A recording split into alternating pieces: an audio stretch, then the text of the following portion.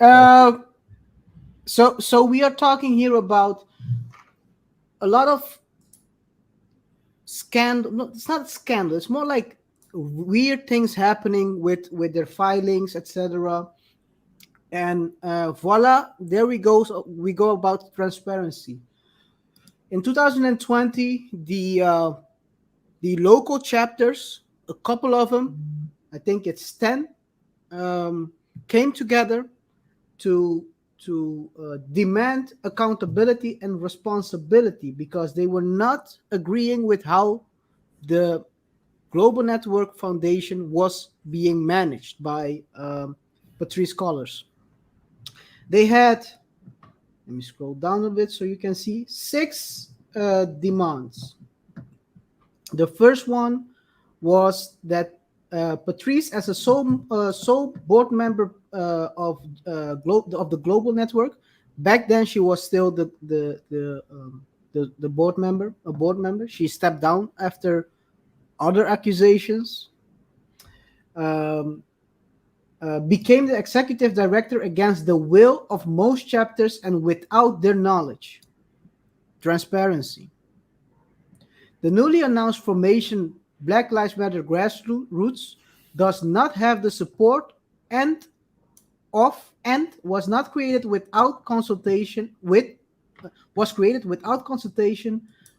the vast majority of chapters. So the grassroots, which was created by the global network, was not founded in in um, in consultation with these chapters. RJ, when you're dealing with organizations like this, do you does the let's say the could you call it the mother organization? Do they have any accountability, responsibility towards how they structure the organization towards the local chapters? Yeah, you do. But the question, I think, KR, the question here is whether or not the BLM Global Network Foundation, which is the one founded by the three founders you just showed, whether they Yeah. can be regarded as mothers. Because remember what I said.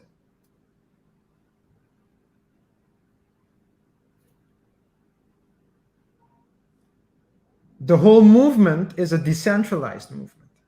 That is true. And it started with a hashtag. And it grew so fast that when the initiators of the hashtag went to secure the business name and secure the intellectual property on the name Black Lives Matter, they couldn't because there were already other organizations using that name. So, and I heard an interesting thing about but we'll talk about it later. But basically, the reason why BLM Grassroots was founded was, and that is according to Miss, I think, Melina Abdullah. I know that her surname is Abdullah for sure. Yeah, Miss Melina Melina. Abdullah, who is the current, she's the face of the grassroots organization. She's regarded as the leader of the organization as well. She said that the reason they established a separate organization, so not a daughter of the one that existed already, which was the foundation. The reason they did it, KR, was because there were consultants there who were, and this is before Bowers, who they're currently accusing of the 10 million, was in the picture, or at least had enough power to do what he allegedly did. Mm. But there was apparently another consultant who did things that they were not, that they did not agree with. Mm. So to distance themselves, they they established a separate organization, which is the grassroots organization. That's why I challenge whether you can call it a mother and daughter relationship, because basically Well, they are siblings, I would say, that are not on speaking terms. well, it's not a mother-daughter the grassroots, because they even mentioned in the report that's a sister organization.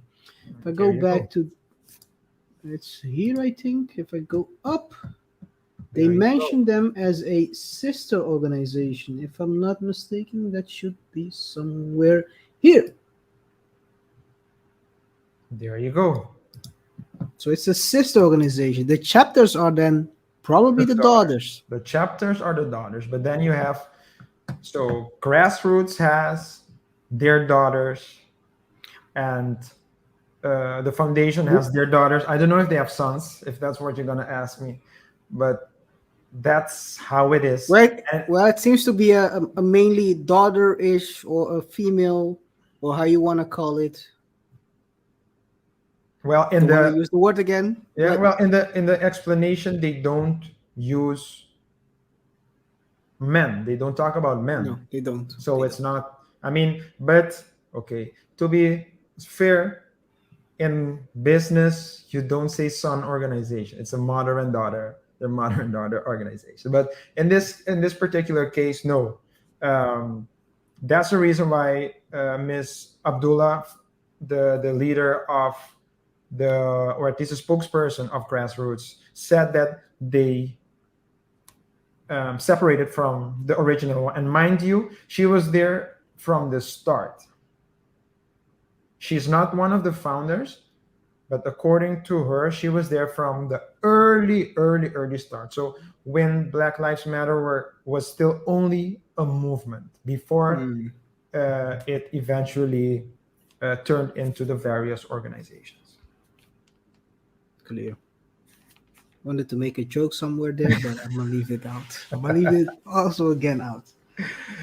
Uh, So we need to open a community account, maybe a Patreon, or locals, where we can make these jokes. release those jokes. Yes, yes. So you guys can also enjoy the great remark I had in Unfiltered, my head. more unfiltered, Unfiltered. objective. Yeah. Press 1 if you guys are interested in more unfiltered content from us in the chat. So we will continue in the meanwhile. Yeah. So what they also said is, to the best of our knowledge, most chapters have received little to no financial support from the global network since the launch in 2013. It was only in the last few months, and it is in 2020, that selected chapters appear to have been invited to apply for a $500,000 grant, created with the resources generated because of the organizing labor of the chapters. This is not the equity and financial accountability we deserve. So basically what they're saying, if I'm not mistaken, is you guys are giving us money that we worked for. Oh, that's, maybe that sounds, as a nonprofit, that sounds kind of weird, but it's our sweat and our blood. You guys get the money, and now we also have to basically apply to get some grants. I don't know if that's reasonable, but I don't think it is. I don't think it is. But I think your question was rhetorical. So continue. It is rhetorical. But good thing you answered it. Good thing you answered it. So people know for sure. Know for sure. For sure. It's Yeah, not. yeah, yeah. It's not Yeah. reasonable.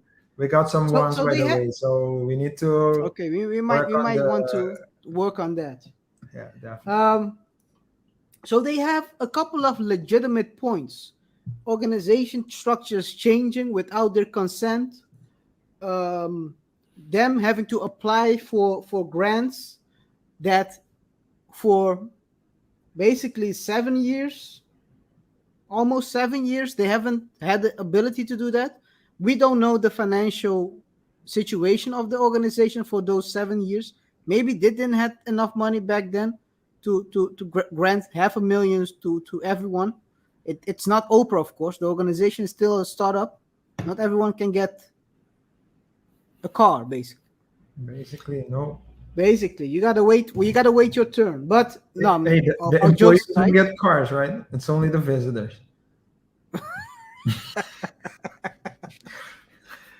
yeah. So anyway, so there is, even within the organization, there is some inward infighting.